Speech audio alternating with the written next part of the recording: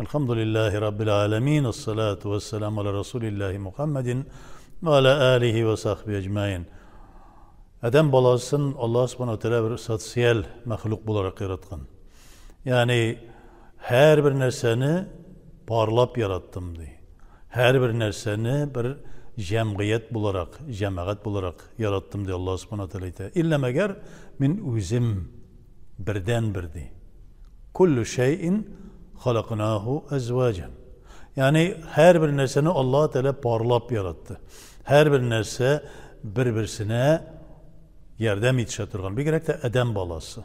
Adem balası cemiyetten başka yaşay olmaslık derecede. Elbette özüne göre bir ayrılmalıklar bula ala, yani şu şaradan tış bulgan nerseler var.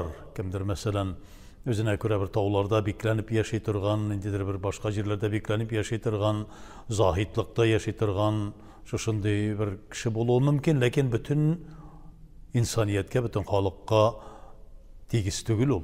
Bütün halkka, gümüm halkka, gavam halkına Allah subhanahu wa ta'ala cemaat bulup yaşavını bizge farz kılgan.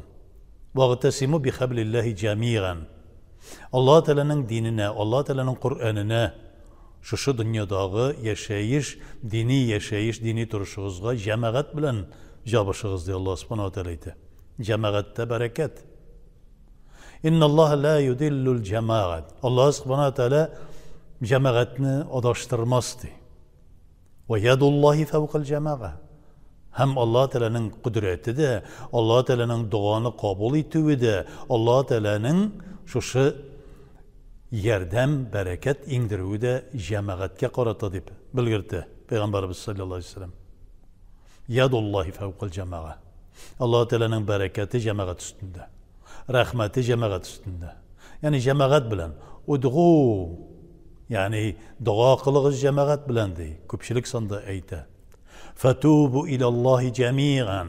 Allah Teala'ga cemaat bilen bütünügüz kim buluğuza karamasdan tevbe kılığız dey. Bütün cemaatigiz bilen. Yani bütün şu cemiyetigiz bilen. Allah subhanahu teala'ga aşkınığız dey. Fesarigu ila mağfiratillah. Allah Teala'nın mağfiretine jügürügüz cemaatigiz bilen. Bütün cemiyetigiz bilen. Ve la teferraku dey. Allah subhanahu teala Kur'an-ı Kerim'de firkalarga bölünmegiz, ayrım buluşurmegiz. Tege edebi eserlerde görsetilgen şey iki tatar üç partiye tüzü degen kibik. Mesela birisi üze bir partiyede, ikincisi tege kardeşi ikinci partiyede, iki öbürge üçüncü partiyeni tüzüler. Şunun kibik bulmasın diye. Yani yol bizden halkta şunu bilgirdi. Yani cemaat bilen birge buluğunu, cemiyette yaşayını görsete turgan eğitimler hem makaller ol barısı da. Allah subhanahu teala her bir nersede akimus salah ve atuz zeka diyen düşüncelerde, yani namazlarınızı tergizigiz, zekatlarınızı birigiz diyende de cemaatke müracaat ite, köpçülük sanda müracaat ite.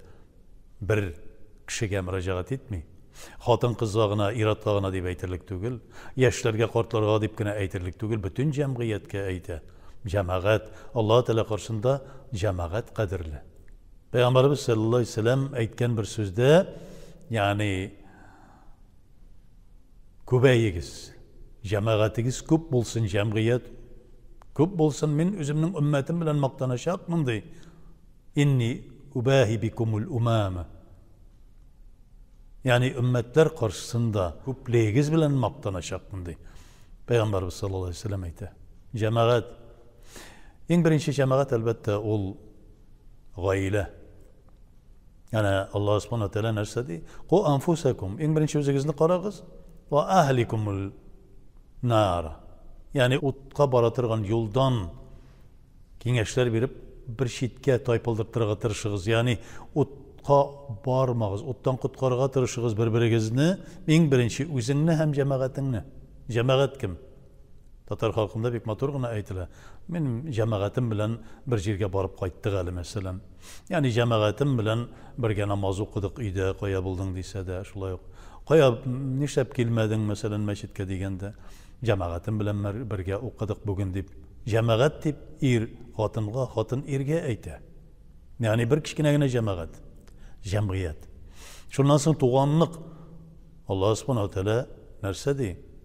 Muhacirler hem ansarlar ruhi kardeşler, tuğanlar. Lakin kan kardeşlik yakınırak. Şuna göre Peygamberimiz sallallahu aleyhi ve sellem ayta, "Qad gurrahum." Tuğanlık jiplerin kesüşünün duası kabul olmadı. Sılatur rahim kılığız diye Allah Teala Kur'an-ı Kerim'de de yani tuğanlık jiplerin bağlağız diye. Ol bir cemiyet, cemaat. Şundan soň indi bir millet bularak, bugünkü günde bir millet bularak bilgilengen biz. Ol da cemaat. Özümüzдің vatanımız var, özümüzдің milletimiz var, özümüzдің şu tura turgan jerligimizdagi bo'lgan bir cemaat. Allah subhanahu wa taala onu da cemaat kılgan. Meşid cemaati var, mahalle cemaati var. Cemaat, umumen ümmet. Muhammed sallallahu aleyhi ve sellem'nin ümmeti bir cemaat. 3-4 kişi birge jiyılıp, aralarından birisini saylap koyarlar da, Kur'an'ın ayeti var deyip, sen bizning başlığımız bulursun, sen bizning yetekçimiz bulursun, emir bulursun. Aytilgan bit Kur'an'da Atiqullah ve atiqur Rasul ve ulil emri minkum. Üzegizning aragızdan saylap koygan emirlerge, Peygamberimiz sallallahu aleyhi ve sellem'ge, Allah Teala'ga itaat etiniz degan ayet var bit. Biz şolay saylap koyduk özümüzning aramızdan. Bugünkü gündeki mesela devletdagi saylap koyulgan devlet başlıkları bizning aramızdan çıkan tugul bit deyip özlerinin aklarga tarışışılar var. Bu nindigine halde bulsa da 4-5 kişi her vakitte nerseni ko'rsatsa, cemiyet içinde cemiyet bulmay, devlet içinde devlet bulmay, ümmet içinde ümmet bulmay. Allah subhanahu teala bilgilengen emirler yani il başlıklarından başka sen özüngni emir dep ilan etip yoki özüngning iptaşingni emir dep ilan etip biz onagına buysuna biz onagına itaat etib deb yürü. Bu bir xiyal, fantaziya hem bu ümmetni bölgelev, cemaatni وَاَغْتَسِمُوا بِحَبْلِ اللّٰهِ جَمِيعًا وَلَا تَفَرَّقُوا Allah Teala'nın din, Kur'an jibine, şeriatke, ümmet bularak, cemaat bularak yapışığız, ayrıla görmegiz, ayrım ayrım firqalarga bölünmegiz degen ayetinin kirisin işlev, firqalarga bölünü. Bu nerseye getire Allah Teala karşında Allah'ın aşığın çıgaru, hem Allah'ın qahrine, lağnetine erişu bula bu. Şuna göre Allah subhanahu teala bizge şuşunu cemaat bulup yaşarga yaratgan. Nindigine hal bulmasın. Raisul kavmi minhum. Bir kavminin yetekçisi, bir devletin yetekçisi şu kavminin işinden çıkan. Ol kavmini tasvirli. Ol kavminin de reisi şundi. Kavm edepli, ahlaklı bulsa, onun yetekçisi edepli, ahlaklı. Kavm bozuk bulsa cemiyet, onun başında duruşu da bozuk bula. Yani bunu her vakitte de bizning tecrübemizde görəbiz. Lakin Allah subhanahu teala'nın sözüne kulak sarı gerek. Kur'an'ın ayeti var. Ya Allah subhanahu teala aytgan itaatli bul. Allah Teala'ga itaatli bul, Resulüne itaatli bul. Bilgilenip koyulgan cemiyetinin başlığına itaatli bul.